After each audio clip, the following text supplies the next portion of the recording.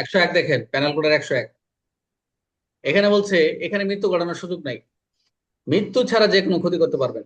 Panel কোডের 101 দ্বারা বলছে যে কখন প্রতিরোধ ক্ষতিকার মৃত্যু ব্যতীত অন্য ব্যক্তি ক্ষতি করা যাবে। 101 100 আমরা ওই যে যেটা দেখবো, আরেকটা দেখলাম না, মেবি 104, 104 তাই না?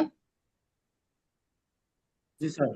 আচ্ছা, ওখানে এখানে হচ্ছে দেহের ক্ষেত্রে, ওখানে সম্পত্তি রক্ষার ক্ষেত্রে। তো এই কখন ব্যক্তিগত প্রতিরক্ষা মৃত্যু ছাড়া ক্ষতি করা যাবে খুবই ইম্পর্টেন্ট, এগুলা কিন্তু পরীক্ষায় এইগুলাতে এগুলা আসবে। যে 100 প্যানেল কোড 100 দাঁড়ানো যে আপনি মৃত্যু ডেথ ব্যতীত যে কোনো ক্ষতি করতে পারতেছেন, যে 100 উল্লেখিত গুরুতর অপরাধের মধ্যে না পড়ে। তাহলে ব্যক্তিগত অধিকার বা প্রতিরক্ষার অধিকার ব্যবহার করতে আক্রমণকারী যিনি আক্রমণ করবেন, যিনি আক্রমণ করতে আসছেন তাকে হত্যা করা পর্যন্ত, মানে হত্যা করা পর্যন্ত বিস্তৃত হবে না। মানে আপনি সে তারা যদি একটা থাপ্পড় দিয়ে দেন, তারা ধরে আটকায় রাখছেন, তারা ধরে যে আপনি লাঠিতে ফিটে মাথা বাড়ি মারতে হবে তার কোনো সুযোগ নাই। আক্রমণকারীকে হত্যা করা পর্যন্ত এটা বিস্তৃত করে নাই।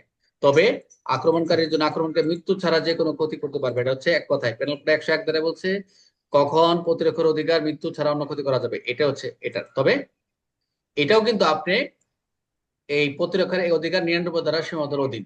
100 ধারায় বলছে মৃত্যু ঘটনা পর্যন্ত আত্মরক্ষা করা যায় গুরুতর ক্ষেত্রে।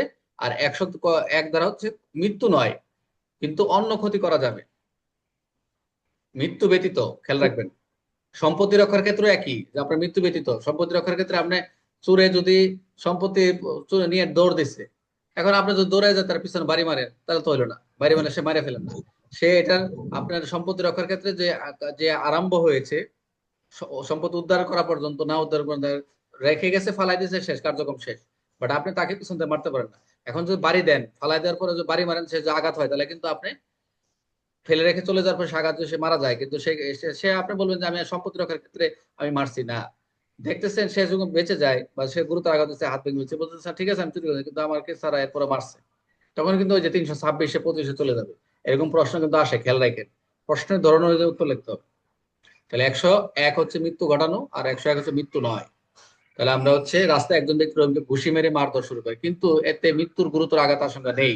তখন রহিম আত্মরক্ষা করে তাকে ধাক্কা দিয়ে ফেলে দেয় এবং সে আহত হয়। এই দেখেন, এক্ষেত্রে রহিমের 101 অনুযায়ী বৈধ আত্মরক্ষা হয়, কারণ তিনি মৃত্যু ঘটাননি, বরং তিনি প্রয়োজনীয় ক্ষতি করেছেন।